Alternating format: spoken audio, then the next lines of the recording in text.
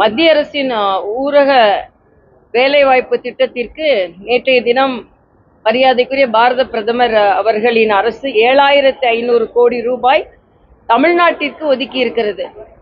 அதே போல பக்கிங்ஹாம் கால்வாய், கூவம் போன்ற நதிகளை சுத்தப்படுத்துவதற்கும் 7500 கோடி ரூபாய் மோடி அவர்களின் அரசாங்கம் தமிழகத்திற்கு ஒதுக்கி இருக்கிறார்கள்.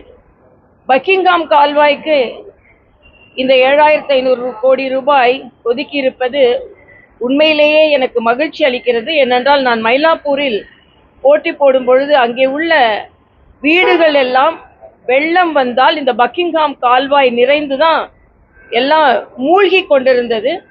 அதற்காக ஒரு திட்டமே நாங்கள் சொல்லி இருந்தோம். அதனால மரியாதைக்குரிய பாரத பிரதமர் அவர்களுக்கு நன்றியை நான் தெரிவித்துக் கொள்கிறேன். தொடர்ந்து மத்திய அரசு தமிழகத்திற்கு வேண்டிய அத்தனை உதவிகளையும் செய்து வருகிறது. ஆனால் சென்ற அரசு தொடர்ந்து தமிழக அரசு வஞ்சிக்கப்படுவதை போல ஒரு மாய தோற்றத்தை ஏற்படுத்தினார்கள். நேற்றைய தினம் மரியாதைக்குரிய பாரத பிரதமர் அவர்களது 12 ஆண்டு கால சாதனையை இந்த மக்களுக்குத்தான் சமர்ப்பித்திருக்கிறார்கள். தமிழக அரசை பொறுத்தமட்டில்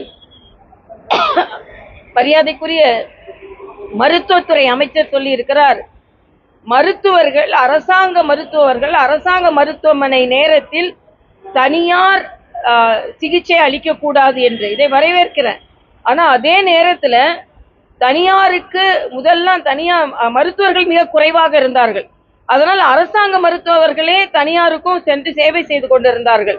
அதனால் தனியார் மருத்துவர்கள், அரசாங்க மருத்துவமனையை சார்ந்த மருத்துவர்கள் அரசாங்கத்திற்கு மட்டுமே பணி செய்ய வேண்டும் என்ற ஒரு நிலை ஏற்பட்டாலும் அது மக்களுக்கு உதவியாக இருக்கும் என்பது எனது கருத்து. அதே போல கஸ்தூரிபாய் பிரசவ மருத்துவமனையில் தண்ணி இல்லை.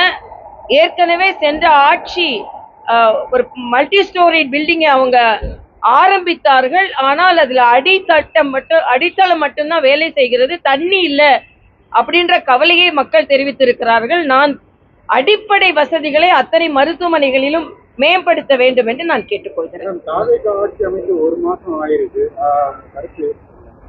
தாவேகா ஆட்சி ஒரு மாசத்துல அவங்க சட்டம் ஒழுங்கை இன்னும் அதிகம் கட்டுப்படுத்தி இருக்க வேண்டும். கஞ்சா பழக்கத்தை இன்னும் போதை பழக்கத்தை இன்னும் அதிகம் கட்டுப்படுத்தி இருக்க வேண்டும். அதே போல இன்றைய காலகட்டத்தில் பெண்களுக்கான குற்றங்கள் அதிகரித்திருக்கிறது. இப்பதான் சிங்கப்பெண் படை ஆரம்பிக்கப்பட்டிருக்கிறது.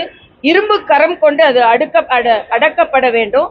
ஊழலும் கட்டுப்படுத்தப்பட வேண்டும். சிஎம்டிஏல பாத்தீங்கன்னா 15 நாட்கள் இல்ல 300க்கு மேல அனுமதி கொடுத்திருக்கிறார்கள் என்ற செய்தி வந்திருக்கிறது.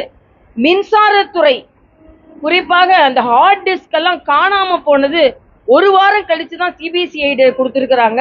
இதுல ஏதாவது உள்நோக்கம் இருக்கிறதா, யாரையாவது காப்பாற்றுவதற்கு முயற்சி செய்கிறார்களா, இதையெல்லாம் பொதுமக்களுக்கு அவர்கள் தெளிவுபடுத்த வேண்டும். ஆக இந்த ஒரு மாதம் ஆகி இருக்கிறது. இன்னும் அதிக கவனத்தோடு அவர்கள் ஆட்சி செய்ய வேண்டும். இன்னும் போன ஆட்சி மீதே குறை சொல்லிக் கொண்டிருந்தாமல் இரும்பு கரம் கொண்டு இதெல்லாம் அடுக்க வேண்டும் என்பது எனது கருத்து. கடந்த ராகுல் காந்தி சோனியா காந்தி வேலைவாய்ப்பு திட்டத்துல கடந்த 2022-23 9700 கோடி ரூபாய் தமிழ்நாட்டுக்கு வழங்கியிருக்காங்க. இந்த விபிஜி ராம் வந்ததுக்கு அப்புறம் தமிழ்நாடு கவர்மெண்ட் பங்களிப்பு அதிகமா இருக்கு. மத்திய அரசு வழங்கி இல்ல, அது அந்த திட்டம் 60:40 அதுல இங்க 7500 கோடி ரூபாய் முதல் தவணையாக வழங்கி இருக்கிறார்கள். இன்னும் 12500 கோடி இல்ல, இது முதல் தவணை தான். அதனால எந்த